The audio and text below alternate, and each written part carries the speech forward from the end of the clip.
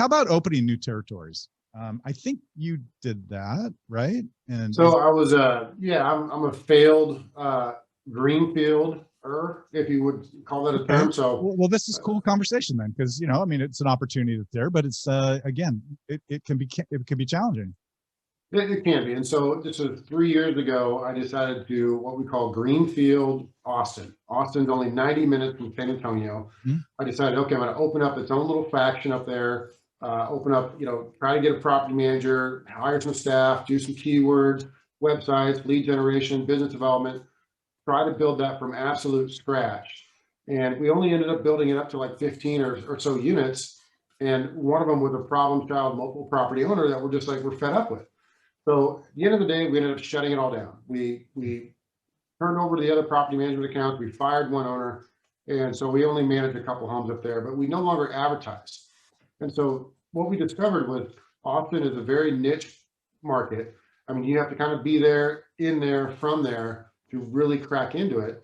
And I'm not saying anybody else can't make this work. You can totally make it work in any other market. From our experience, it was a real challenge just because of all the dynamics in a new market. Now, San Antonio is completely 180 degrees different. Yeah. It's military city. It's got a turnover. The turnover rate is different. Just the mindset, the numbers are different. The price of home in Austin to rent for $1,500 a month is going to be $400,000 versus $200,000 in San Antonio. So it's just a different market altogether.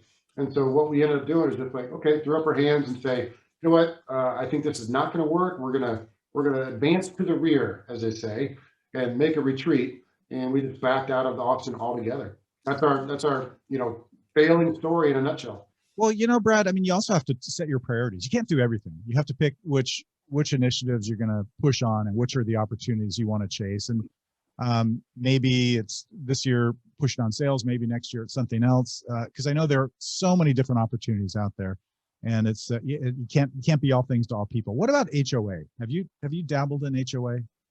I did, and I'm another failed story on that one because since 5-6 years ago, I opened up a HOA faction of management. We got 2 accounts and managed those for a little while and quickly discovered that it's challenging. And then to grow is super challenging. The reason is in our market, and I know people love HOA management at a certain level. Scott Brady absolutely loved it. Yeah. There's others out there that have been successful at it. For us, what was going on is a lot of work in the beginning, very little return. You're dealing with nothing but of a group of Karens that all they want to do is nitpick about who's parking their car where.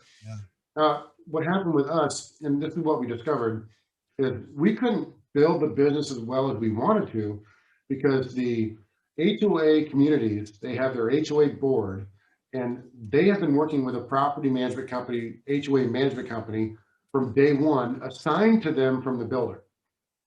So they walk into it with already an assigned management company.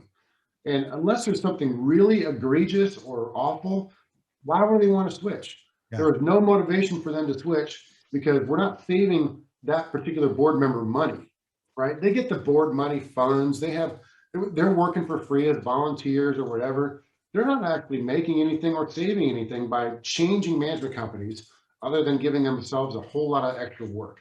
Mm-hmm. So it was just so daunting for us. Now we ended up deciding, okay, good. We tried that.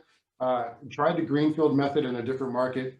I'm just going to focus on residential homes here in San Antonio and be very, very, very good at that. Yeah, no, I think that's good to be razor sharp with your focus.